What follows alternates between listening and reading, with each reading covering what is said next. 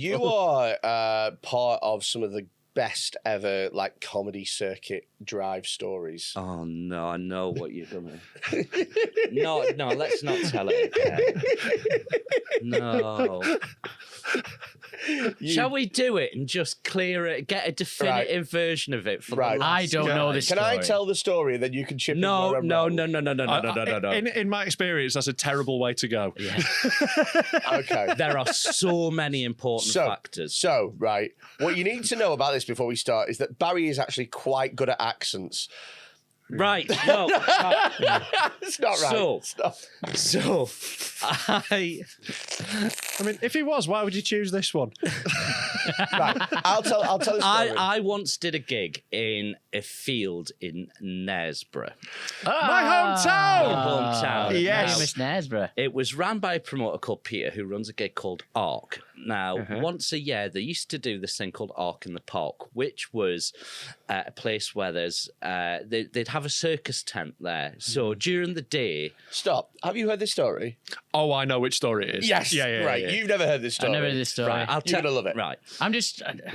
So all I know about been on the- Knaresborough now is that there's a bed race and sometimes there's a circus. Yeah, they are... Is Knaresborough still in like 1942? Mate, you've gone way too far forward. Like, we're in about 1700 in Knaresborough. Go on. The fact that they still had a circus tells you a lot. Yeah. So during the day, it's the circus. Yeah. And then on the night time, they realised they've got an empty tent. So Peter was like, put a gig in it. And it made sense. So I can tell you exactly what time of year it was because the Fringe was on and it was the weekend that Leeds and Reading Festival was on. So it's the last weekend of August. Yes. So, because what happened was Peter had a lineup booked in. Acts being acts have just looked, oh, it's just a gig in the north. That'll be, half an hour drive from Edinburgh? Yeah, probably. That'll be all right.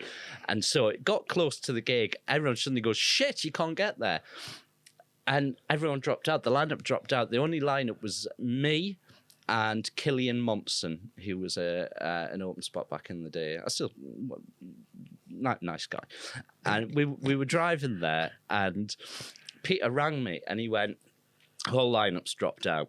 He went, I don't know who is going to be on. Can you just get here and just like ring round any, because this was before the days of like Facebook and all that. He's like, just ring people, try and see if you know anyone you can get in touch with. Sorry. I get very emotional. By the way. You remember pre-Facebook days? This was also when there probably wasn't as many comedians as there are now. You know, people, harder to get hold of. Certainly, yeah. So it was a bit of a struggle. So we got to the tent. And I don't know if you remember as well, by the way, because I don't know how, because I've been going a bit longer than you. Yeah, a few years more than me, innit? So can you remember how you used to get comedy gigs before the Facebook Comedy Forum? Well, I used to get like phone calls and Ring stuff. people. Yeah. So before that... I have to sit next to the one phone in Knaresborough and hope that someone rings. I just get, Hello, Knaresborough. What are the flags saying today? I think the message is for me. There used to be loads of different websites that were essentially websites with forums on them. Yeah, the Manchester Comedy Forum, The Manchester the Comedy Chortle Forum. the Chortle Forum. Yeah. And you'd have to check about 6 websites. It was a right fucking And you pain get in the distracted by the rows on it and people trolling each other. This is it. Yeah. And so really it was a lot harder to book acts quickly than it is now. Yeah. Anyway. It's difficult now to get acts with 2 hours notice. So we're driving there and I get there and Peter's in a flap. He's like, I'm sorting the running order. Can you just go and get ready? Here's your top hat and your whip. I went, what? And he went, it's the circus. We're doing it in a circus tent. Yeah. And he was like, you're not the compere tonight. You're the ringmaster. I thought you were going to say lion tamer. Fucking hell, that's kicking off, isn't it?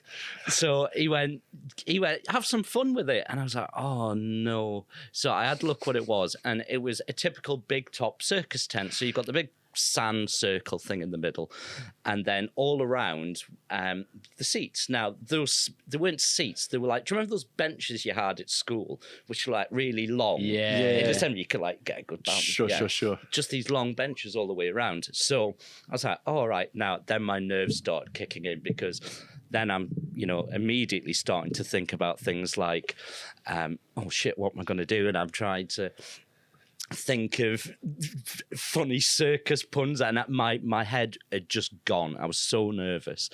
And Pete went, right, I've got it sorted. Here's who's on. And it was literally just scribbled on a bit of paper some names. So I just got my pen, just wrote on my hand.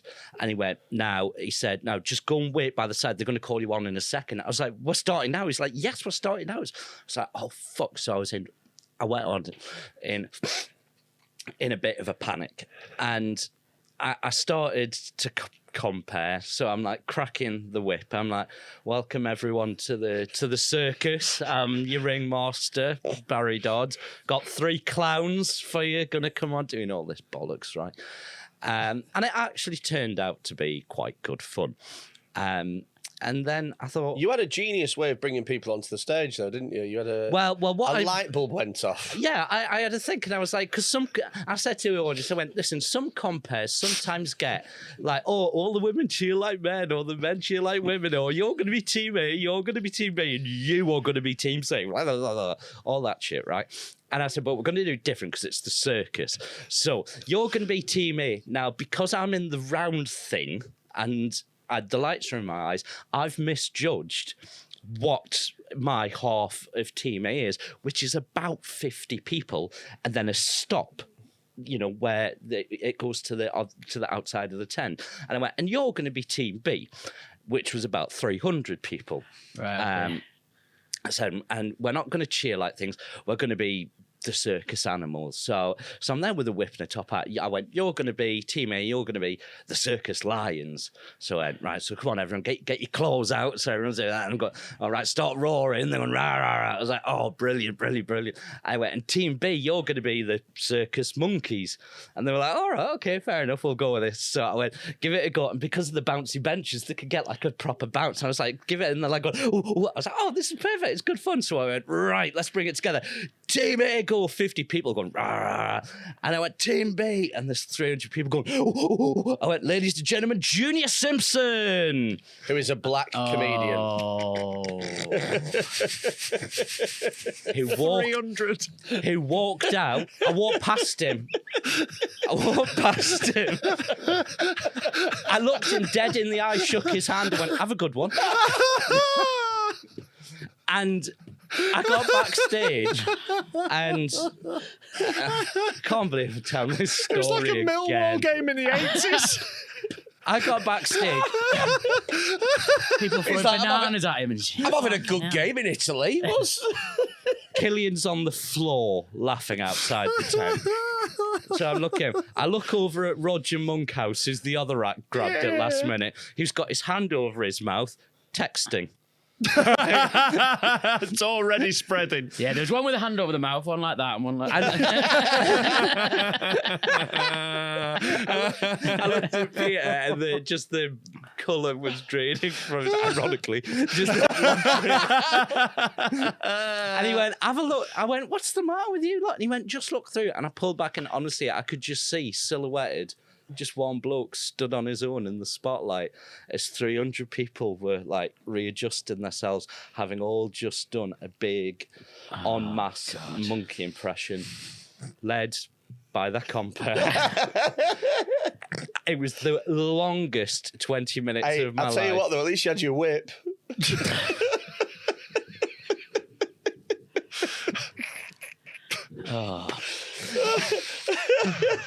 It was awful.